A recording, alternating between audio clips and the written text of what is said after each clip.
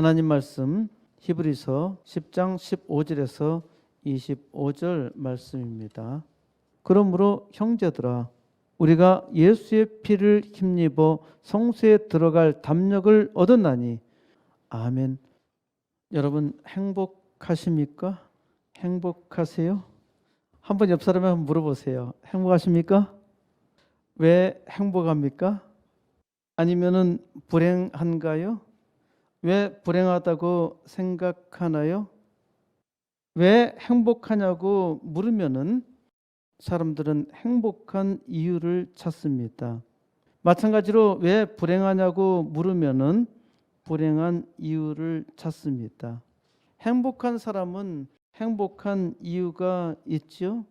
불행한 사람은 불행한 이유가 있습니다. 행복하다는 이유를 찾았을 때 행복하다 생각하는 것이고, 불행하다는 이유를 찾았을 때 자신은 불행하다 생각합니다. 그러니까 사람이 행복해서 행복한 것이 아니고 불행해서 불행한 것이 아닙니다. 행복한 것은 행복한 이유가 있기 때문에 행복한 것이고, 불행한 것은 불행한 이유가 있기 때문에 불행한 것입니다. 행복한 사람이 있고 불행한 사람이 있습니다. 행복한 사람은 행복한 이유가 있고 불행한 사람은 불행한 이유가 있다고 했습니다. 어떤 이유가 사람을 행복하게 하고 어떤 이유가 사람을 불행하게 만들까요? 행복한 사람은 행복한 이유가 많은 것이고 불행한 사람은 불행한 이유가 많아서 그럴까요? 전혀 아닙니다. 행복에 많은 이유가 있는 것처럼 보이지만은 단 한 가지 이유가 있습니다. 사람은 단 한 가지 이유 때문에 불행합니다. 사람이 모든 것을 종합적으로 판단해서 평가하는 것처럼 보이지만은 사람은 아주 단순합니다. 사람이 많은 조건을 고려하여서 합리적 판단을 통해서 현명한 결정을 하는 것처럼 보이지만은 그렇게 기계적으로 결정하는 사람은 아무도 없습니다. 아니, 많은 이유가 아니라 단 한 가지가 결정 요인입니다. 남자가 여자를 배우자로 선택할 때, 혹 여자가 남자를 배우자로 선택할 때 우선순위가 무엇이냐고 묻는다면은 사람마다 각자 여러 가지 사항을 나열하지요. 대체적으로 보면은 돈, 외모, 능력, 성격, 성실, 신앙, 직업, 사랑, 자기 나름대로 여러 가지 순서를 말합니다. 아마 우리 청년 여러분들도 나름대로 우선순위가 있을 것입니다. 하지만 이러한 순위가 전혀 소용이 없습니다. 대개 남자는 여자를 외모로, 여자는 남자를 돈으로 선택합니다. 이렇게 말하면은 나는 아니라 할 수 있겠지만은 대부분이 그렇다는 이야기입니다. 이런 사람을 속물주의라 하지요. 사람에게는 속물 근성이 있습니다. 이 시대에 상업주의가 많이 발달했는데 사람의 속물 근성을 최대한 활용하고 있습니다. 전통적인 자동차 광고에는 멋진 자동차와 예쁜 여자를 대입시킵니다. 이러한 세상에는 멋진 자동차와 예쁜 여자만 있는 것입니다. 뭐가 없는지 아시나요? 이제 세상이 아주 잘 살게 되었는데 잘 사는 세상에서는 남자가 필요 없어졌습니다. 여자의 행복에 남자가 없는 것입니다. 어떤 자동차 광고에는 남자가 없고 거기에 개가 있습니다. 광고는 시대상을 잘 반영하고 있는 것이죠. 광고는 당대에 살아가는 사람들이 행복의식을 반영하고 있습니다. 그리고 광고는 행복을 조장합니다. 자꾸 자동차와 걔만 나오는 광고를 부지런히 보다 보면은 남자가 더 이상 필요 없어지게 됩니다. 우리나라 국민은 둘로 쪼개져 있습니다. 1950년 6.25 전쟁 이후에 나라가 남북으로 쪼개져 있는데 오랜 시간 동안 남쪽은 동서로 쪼개져 있습니다.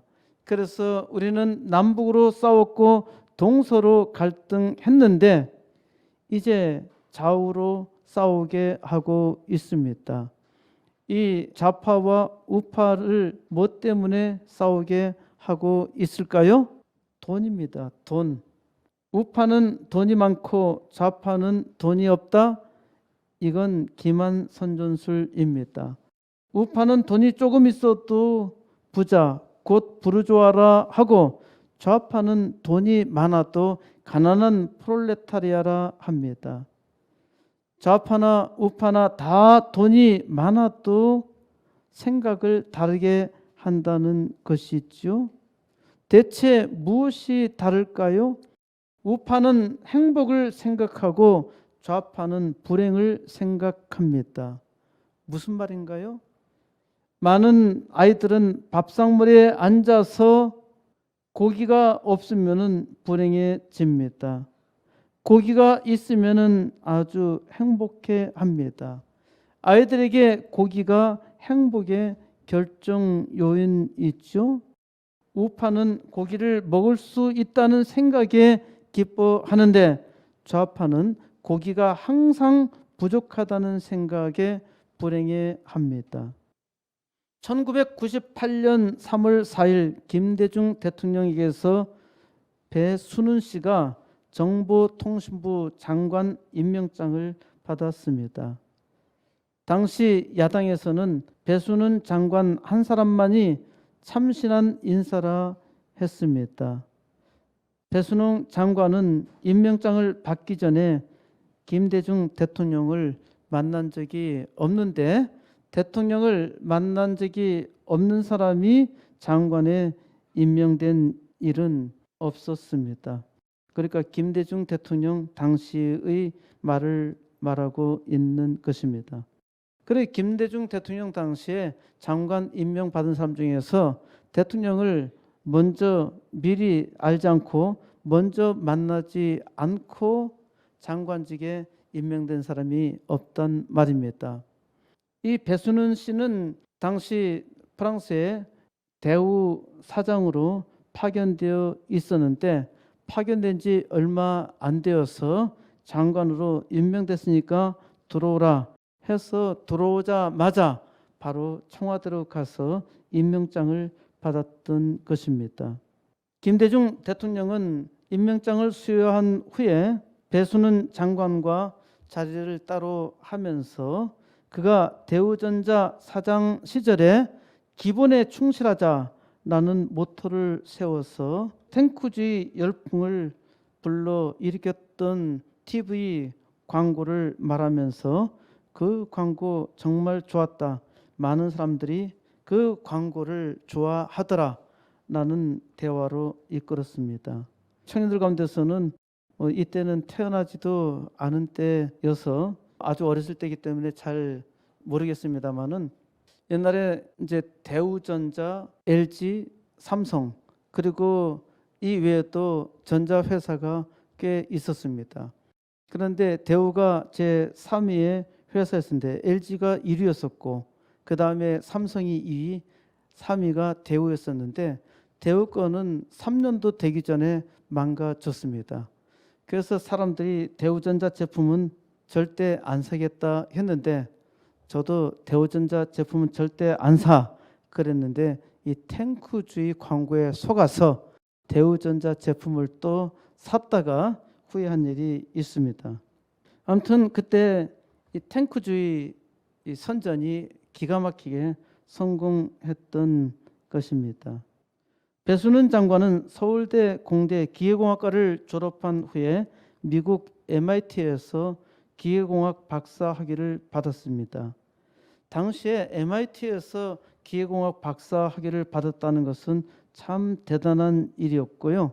1972년 귀국해서 한국과학기술원 카이스트에서 조교수로 교수직을 시작했는데 그해 말에 박정희 대통령이 카이스트를 처음으로 순시했습니다.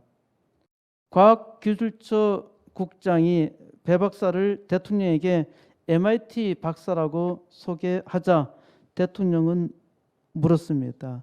연탄 온돌방에서 자다가 가스 중독으로 사망하는 사고가 자주 발생하는데 해결 방법이 없습니까? 대통령의 느닷없는 질문에 배 박사는 당황했고 그러자 박 대통령이 다시 말했습니다. 좋은 대학 나왔으면은 그런 연구를 해서 가난한 사람들이 마음 놓고 잘 수 있게 해줘야지. 배 박사는 사람들이 왜 죽는지 말하니까 그게 뭐 간단한 거 아니겠습니까? 이산화탄소 중독으로 죽는다고 말하니까 박정희 대통령은 사람이 죽는 것이 궁금한 것이 아니라 어떻게 해야 사람을 살릴 수 있느냐 그 방법을 연구하라고 말씀하셨던 것입니다. 그래서 배순원 박사는 그에게 연구비를 받아서 서울 홍릉 카이스트 안에 집을 한 채 지어놓고 온돌 연구를 하여서 1973년 연구 보고서를 제출했습니다. 색깔도 없고 냄새도 없는데 치명적인 일산화탄소 가스가 방 안으로 스며들어오는 것을 막기 어렵다는 보고를 했는데 한바탕 난리가 났습니다. 박 대통령은 박사가 왜 안 된다고 하느냐, 안 되는 이유를 설명하지 말고 되는 해결 방안을 찾아보라고 지시했습니다. 그래서 배 박사가 연구하는 가운데 온수 온도를 제안했는데 이때 온수 온도를 만들기 위해서는 아궁이를 밖에 설치를 해야 하는데 그러면은 연탄가스를 해결할 수 있다. 문제는 돈이 더 든다는 것이었습니다. 박 대통령은 이 제안을 받아들여서 경기도 용인에 온수 온돌 단지를 만들도록 지시했습니다. 이것이 온수 온돌의 시작이었는데요. 여러분 온수 온돌 잘 모르시나요? 우리나라 아파트는 다 온수 온돌로 되어 있죠. 이것이 박정희 대통령의 지시로 만들어진 것입니다. 미국에서 돈을 구걸하여서 과학 발전을 위해서 카이스트를 세우고 전액 국비로 과학기술 인재 양성에 매진하던 1970년대 초 MIT 박사 출신 교수에게 거창한 과학기술 연구가 아니라 연탄가스로 숨지는 서민들의 삶을 개선할 방법을 찾아달라고 부탁했던 것이죠. 배순원 박사는 사실 온수 온돌은 제가 아니라 박정희 대통령이 만든 셈입니다. 라고 말한 바 있습니다. 박정희 대통령은 이 나라 독재자라는 이름으로 먹칠당해 있지만은 가난한 백성을 행복하게 하는 행복한 사람이었습니다. 박정희 대통령은 가난과 불행을 보았습니다. 박정희 대통령은 불행한 이유를 이해하고 분석했던 것이 아니라 어떻게 하면은 행복하게 할까 그 행복의 열정에 사로잡혔던 것이죠. 박 대통령은 안 되는 이유를 찾지 않고 항상 해결 방안을 찾았고 해결 방안을 추구했습니다. 이제 한강의 기적은 아무도 생각하지 않습니다. 훌륭한 지도자로 말미암아 우리는 부유한 세상에 살고 있지만은 우리는 여전히 가난하여 부자에게 착취당하고 있다는 생각에 불행해하기도 합니다. 우크라이나는 자유를 강탈당하고 있죠. 우크라이나가 자유를 강탈당하고 있는데 여러분은 무슨 생각을 하고 있나요? 별로 관심이 없지요. 남이야 죽든지 살든지 자유를 위해서 싸우든지 말든지 그게 나와 무슨 상관이요? 많은 나라들도 별 관심이 없습니다. 자유를 위해서 많은 돈을 투자하며 싸우는 미국도 주저하고 있습니다.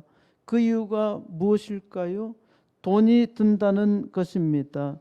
전쟁으로 돈이 많이 들어가고 물가도 많이 올라서 사는데 위협을 받고 있다는 것입니다. 그래서 사람들은 돈 때문에, 자기들의 이익 때문에 우크라이나가 빨리 러시아에 항복하고 전쟁을 끝내기를 바라고 있는 것입니다. 여러분은 이 문제에 대해서 어떻게 생각하나요? 여전히 아무 상관도 없다고 생각하나요? 우리의 생각이 강탈당하고 있는 것 아닌가요? 우리가 독자적으로 생각할 수 있는 것이 아니라 다른 사람의 생각으로 생각하고 있는 것입니다. 사람이 불행해야 하는 이유는 아주 많습니다.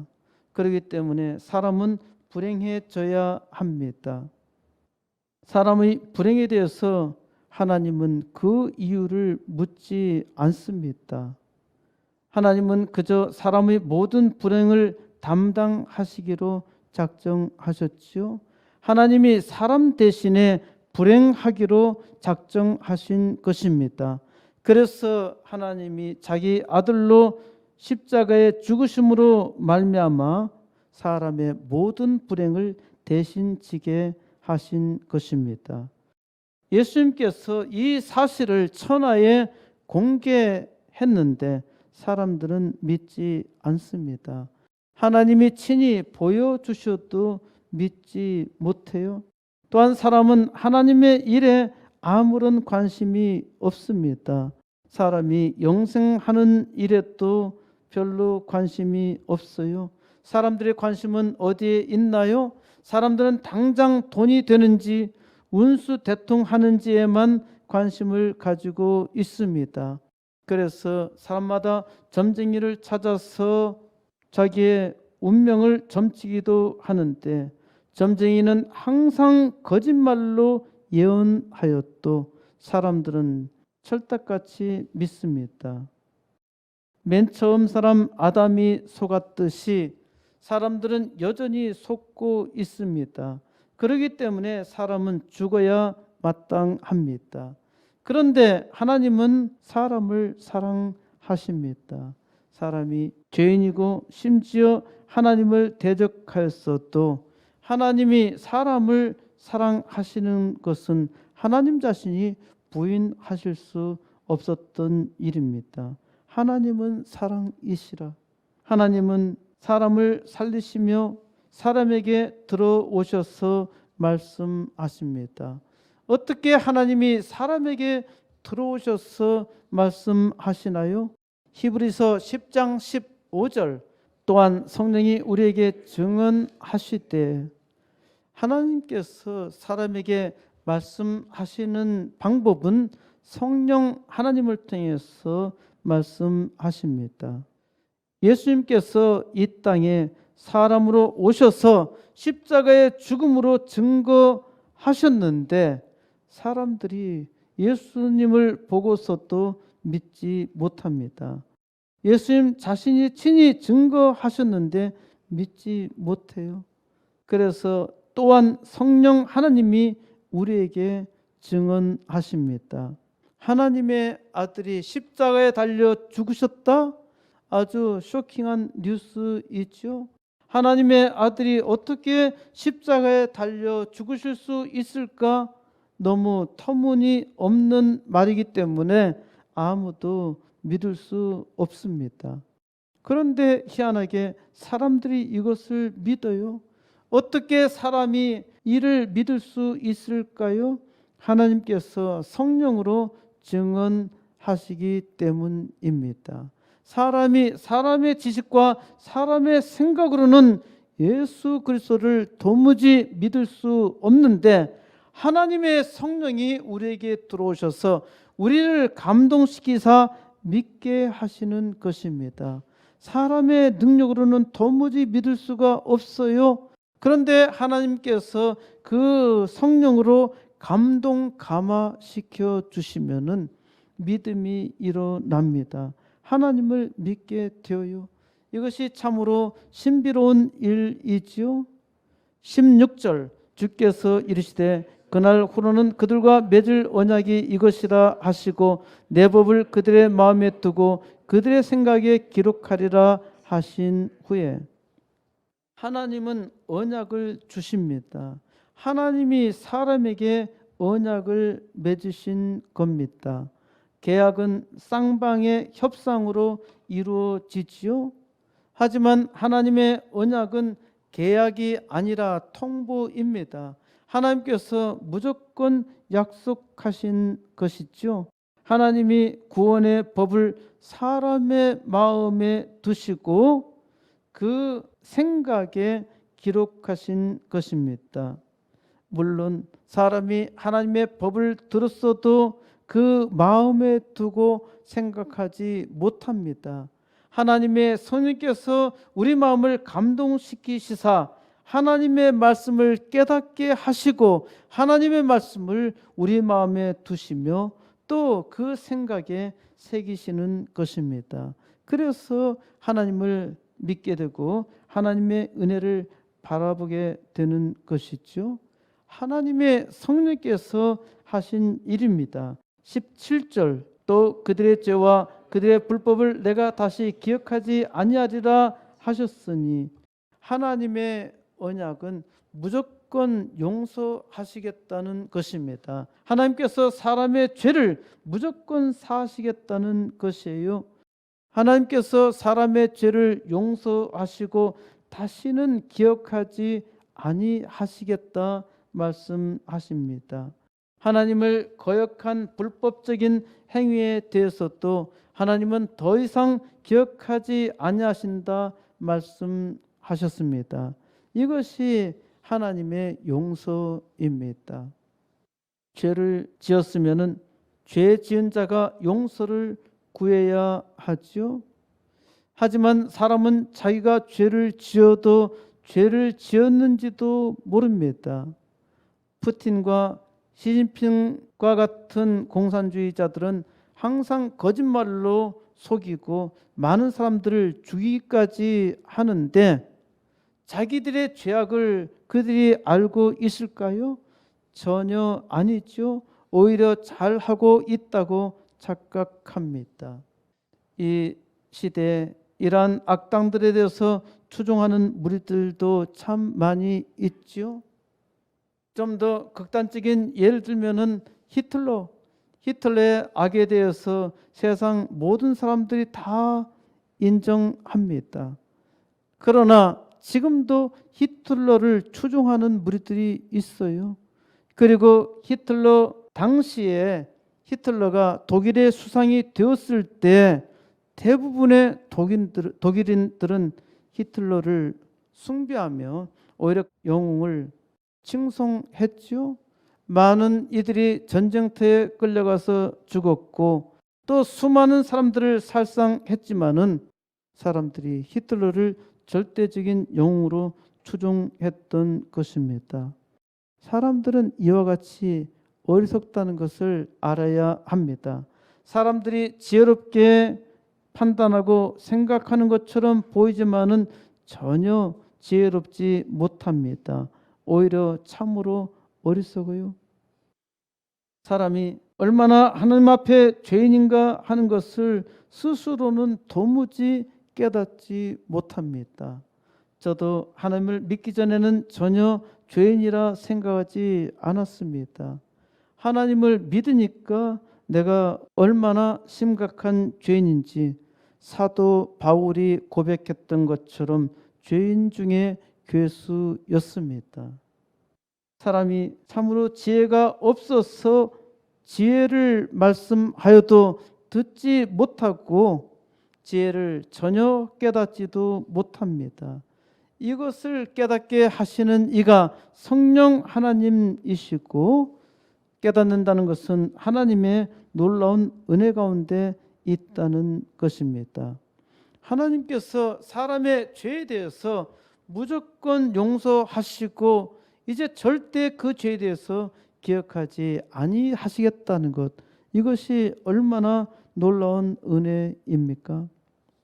18절, 이것들을 사하셨은즉 다시 죄를 위하여 제사 드릴 것이 없느니라. 하나님께서 사람의 죄와 불법에 대해서 사하셨습니다. 하나님께서 완전히 사하셨기 때문에 더 이상 죄를 위한 제사가 필요 없어졌습니다. 그래서 제사가 없어진 것입니다. 제사가 무엇인가요? 우리나라 사람들은 제사하면은 죽은 조상 귀신에게 복을 구하는 것이라 생각합니다. 죽은 조상 귀신에게 복을 구하는 행위를 제사라 합니다. 부지런히 죽은 귀신에게 제사를 드린다고 해도 복을 받지 못합니다. 귀신에게 아무런 능력이 없기 때문이고요. 그리고 조상 귀신은 절대 나타나지 않습니다. 지금까지 수많은 제사가 있었지만은 죽은 조상 귀신이 와서 제사밥을 먹은 일도 없고 만나준 일도 없습니다. 세상에 귀신은 있어요. 귀신이 사람을 속이는 겁니다. 기만하는 겁니다. 많은 사람들이 귀신에게 속고 있어요. 그리고 귀신은 사람을 망하게 하지 사람에게 복을 주지 않습니다. 무당이 구슬하는 것을 보면은 복을 구하는 구슬하지 아니하고요. 항상 액땜을 하는 구슬합니다. 자기도 귀신의 종이면서 더 나쁜 귀신이 오지 말라는 것이죠. 제사는 본래 하나님께 드리는 것이었습니다. 하나님께 사람의 죄를 회개하며 하나님과 관계 회복을 위해서 드린 것이 제사입니다. 그런데 이것이 하나님을 망각하니까 하나님은 없고 오직 신에게 복을 구하는 형태로 바뀐 것이죠. 사람이 얼마나 잔혹하냐 하면은 예전에는 지금도 있습니다마는 사람이 복을 받기 위해서 사람을 제물로 바치기까지 합니다. 종종 드라마나 또 극 속에서도 이런 것을 보여주는 것을 볼 수 있죠. 사람이 자기의 죄를 대신해서 짐승으로 바쳤는데 이는 사람이 하나님의 은혜를 받기 위한 통로이죠. 이것을 항상 드려도 부족했는데 하나님의 아들 예수 그리스도가 단 한 번 드림으로써 이 제사를 완벽하게 대신했기 때문에 더 이상 제사가 필요 없어진 것입니다. 다시는 죄를 위하여 제사 드릴 것이 없어진 것이죠. 19절, 그러므로 형제들아 우리가 예수의 피를 힘입어 성소에 들어갈 담력을 얻었나니, 그래서 우리가 예수의 피를 힘입어서 하나님의 성소에 들어갈 담력을 얻었습니다. 사람이 죄를 지었기 때문에 하나님 앞에 나아갈 수 없었어요. 죄인이 하나님 앞에 나아가면은 거룩하신 하나님은 심판하실 수밖에 없지요.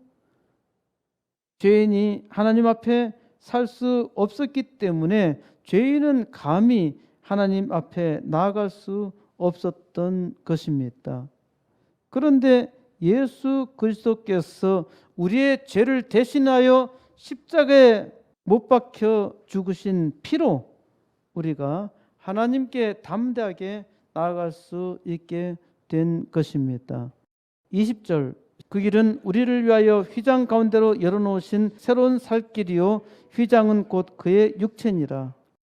구약의 하나님의 성전에는 성소 앞에 첫 번째 휘장이 있고 두 번째 휘장은 지성소 앞에 있습니다. 성소는 거룩한 곳이라는 뜻이죠. 지성소는 지극히 거룩한 곳이라는 말입니다. 히브리서 9장 7절에 오직 둘째 장막은 대제사장이 홀로 1년에 한 번 들어가되 자기와 백성의 허물을 위하여 드리는 피 없이는 아니하나니. 그러니까 지성소에는 대제사장만 들어갈 수 있고, 대제사장이 거기에 들어갈 때 자기의 모든 백성의 죄를 다 짊어지고 거기에 들어가는데, 거기서 대제사장이 죽는 것이 아니라 짐승의 피, 그 허물을 대신해서 그 피를 들여서 들어갈 수 있는 곳입니다. 대제사장이 홀로 1년에 한 번 들어갈 수 있는 곳이에요. 그런데 예수님께서 십자가에 달려 죽으실 때 이 둘째 휘장이 찢어졌습니다. 누가복음 23장 45절에 성소의 휘장이 한가운데가 찢어지더라. 예수님이 십자가에 달려 죽으실 때 성소의 휘장이 찢어진 겁니다. 그러니까 이제는 그 휘장 안에 누구든지 다 들어갈 수 있게 된 것이죠. 누구나 거룩한 지성소에 들어갈 수 있게 된 것입니다.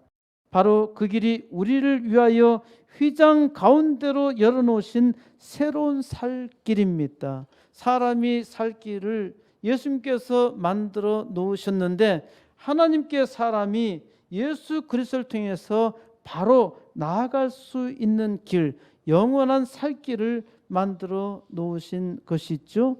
바로 이 휘장이 곧 그의 육체라 했습니다. 그러니까 이 휘장은 예수 그리스도가 자기의 몸으로 이제 모든 율법을 다 지시며 십자가에서 찢겨서 사람의 모든 죄악을 대신한 것입니다. 그러니까 예수님이 자기의 몸을 이 휘장으로 들여서 자기 몸을 찢어서 사람을 하나님께 나아갈 수 있는 통로를 만들어 주신 것입니다. 21절, 또 하나님의 집 다스리는 큰 제사장이 계심에. 22절, 우리가 마음의 뿌림을 받아 악한 양심으로부터 벗어나고 몸은 맑은 물로 씻음을 받았으니 참 마음과 온전한 믿음으로 하나님께 나아가자. 하나님의 집 다스리는 큰 제사장이 계심에. 예수님은 하나님의 집을 다스리는 큰 제사장입니다. 하나님의 집에서 섬기고 봉사하는 분이 아니라 예수님은 하나님의 아들로 하나님의 집을 다스리는 분이며, 또한 예수님 자신이 큰 제사장이 되었습니다. 예수님보다 더 큰 제사장은 없습니다. 옛날에는 대제사장만이 지성소에 들어갈 수 있다고 했지요. 예수님, 큰 제사장이신 예수님이 누구나 지성소에 들어갈 수 있는 통로를 만드셨어요. 자기 자신이 큰 제사장으로 자기 몸을 찢어서 그 길을 만드신 것입니다. 그래서 우리가 우리 마음에 악한 양심으로부터 하나님의 은혜의 뿌림을 받고 우리의 몸은 정결한 물로 씻음을 받게 된 것입니다. 우리가 하나님의 은혜로 예수 그리스도로 인하여 하나님 앞에 세례를 받죠. 세례를 받는 것으로 이제 우리가 예수 그리스도를 우리의 주로 믿고 또 예수 그리스도로 인해서 우리의 죄 사함을 받았다는 것을 많은 사람들 앞에 공표하는 것이죠. 우리가 온전한 믿음 안에서 참 마음으로 하나님께 나아가야 합니다. 우리가 하나님의 은혜를 받았기 때문에 이제 하나님께서 주시는 그 은혜 가운데서 온전한 믿음으로 하나님 앞에 참된 마음을 가지고 하나님께 나아가야 한다는 것입니다. 23절, 또 약속하신 이는 미쁘시니 우리가 믿는 도리의 소망을 움직이지 말며 굳게 잡고. 24절, 서로 돌아보아 사랑과 선행을 격려하며 25절 모이기를 피하는 어떤 사람들의 습관과 같이 하지 말고 오직 권하여 그날이 가까움을 볼수록 더욱 그리하자. 우리와 약속하신 하나님은 미쁘신 분입니다. 미쁘시다라는 말은 믿을만 하다는 뜻입니다. 우리의 하나님은 신실하신 하나님입니다.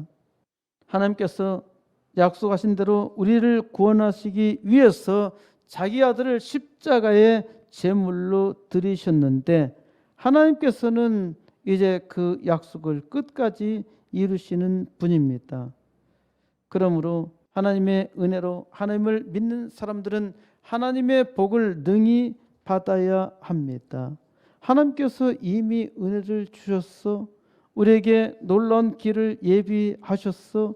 그러면은 우리가 다 함께 하나님께서 만드신 길로 나아가야 하지요. 하나님께 우리가 그 은혜를 받고 그 은혜로운 역사를 이루는 일이 어려운 일이 아닙니다. 아주 쉬워요. 첫 번째로는 우리 소망의 고백을 굳게 잡으라고 합니다. 하나님께서 우리에게 주신 소망, 그리고 그 소망에 따라서 하나님께 고백한 바가 있죠. 이를 굳게 잡고 나아가라는 말씀입니다. 하나님께서 주시는 은혜에 따라서 하나님께서 우리의 길을 인도하시고 우리에게 이 땅에 사명을 주셨는데 그 사명을 굳게 잡고 나아가라는 말씀입니다. 두 번째로 서로 돌아보아 서로 돌아볼 줄 알아야 합니다. 하나님의 백성들은 함께 서로 돌아보아야 합니다. 하나님께서 그의 거룩한 피로 우리를 다 한 형제로 만드셨죠. 우리는 하나님 안에서 다 한 형제, 하나님의 한 백성입니다. 그래서 서로 돌아볼 줄 알아야 해요. 있는 자는 없는 자를 도와주고 또 없는 자는 없는 대로 또 하나님께서 주신 은혜에 따라서 섬길 줄 알아야 합니다. 이것이 하나님의 은혜의 공동체이죠. 세 번째로 사랑과 선행을 격려해야 합니다. 하나님의 백성들은 사랑해야 하고 또 착한 일을 하도록 격려해야 합니다. 하나님의 은혜가 충만한 사람은 이 땅에서 착한 일을 해야 하고 이 일을 통해서 하나님의 영광을 나타냅니다. 마지막으로 열심히 모여야 합니다. 열심히 모이는 것이 아주 중요합니다. 어떤 사람은 모이기를 피하는 습관을 만들었는데 코로나로 인해서 많은 교회가 모이기를 피하고 있었지요. 이는 하나님 앞에서 그 은혜를 받지 못하는 일입니다. 오직 권하여 그날이 가까움을 볼수록 더욱더 그리하자 하였죠. 하나님 앞에 모이기에 힘써야 하고 더욱더 권면해야 합니다. 마지막 때가 가까우면 가까울수록 더욱더 힘써 권면해야 합니다. 무엇보다도 하나님의 은혜를 능히 감당하는 자들은 열심히 모여야 하고 또 열심히 모여서 함께 하나님께서 우리에게 주신 소망의 고백을 이루도록 힘써야 합니다. 그래서 함께 모여 한 소망을 가지고 한 성령 가운데 기도하는 것이죠. 예수의 피를 힘입어 하나님의 백성은 예수의 피를 힘입어 행복합니다. 이것이 참으로 희한한 일이죠. 돈이 많아서 행복한 것도 아니고 자유가 있어서 행복한 것도 아니고 권세가 있어서 행복한 것도 아니고 많은 지식과 대단한 능력이 있어서 행복한 것도 아니고 좋은 옷과 먹을 것과 마실 것과 좋은 차와 좋은 집이 있어서 행복한 것도 아니고 예수의 피를 힘입어 행복합니다. 이것이 참으로 놀라운 일이죠. 예수 그리스도를 진실하게 믿는 사람들은 많은 협박과 어려움이 있어도 행복합니다. 가난해도 행복하고 많이 가져도 행복하고 때로 모진 병에 걸려도 행복하고 채찍에 맞아가며 순교를 당해도 행복하고 어떻게 이런 일이 있을 수 있습니까? 예수의 피를 힘입어 행복하다는 것입니다. 이것이 참으로 귀한 일이죠. 예수의 피를 힘입어 사랑하고 예수의 피를 힘입어 착한 일을 하고 예수의 피를 힘입어 하나님의 영광을 위해서 살고자 하며 이를 무엇보다 기뻐합니다. 하나님의 은혜가 충만한 사람 있지요. 예수의 피를 힘입어 사람에게 복을 주시는 분은 오직 하나님 한 분뿐입니다. 하나님의 은혜를 받은 사람은 모두 다 예수의 피를 힘입어 하나님의 행복에 이르며 이를 세상에 증거하고자 기도합니다. 하나님께서 주신 소망의 고백을 굳게 잡고 이 일을 이루기 위해서 간구합니다. 하나님께서 이 시대 코스모스 교회를 여기에 세우시고 세상에 복을 증거하게 하셨습니다. 하나님의 복은 이 땅에 하나님의 영광이 온 땅 가득 차도록 역사하는 일입니다. 하나님께서 이 땅에 부흥의 역사를 위해서 코스모스 교회 여기 세우시고 또 하나님의 백성을 한 자리로 부르시며 함께 기도하게 하셨습니다. 이 시대 하나님 나라 부흥을 위해서 하나님께서 우리에게 먼저 80개 개척교회 2개 학교를 주셨는데 하나님께서 주심을 믿고 함께 기도하며 이루어야 합니다. 하나님께서 우리에게 주신 소망의 확신을 굳게 잡고 믿음으로 기도할 때 하나님께서 일하십니다. 하나님을 믿는 주의 모든 종들마다 이제 예수의 피를 힘입어서 믿음으로 예수님께서 그 능력으로 함께 하심을 능히 증거하여 하나님의 영광 온 누리에 나타내시기를 우리 주 예수 그리스도의 이름으로 간절히 축원드립니다.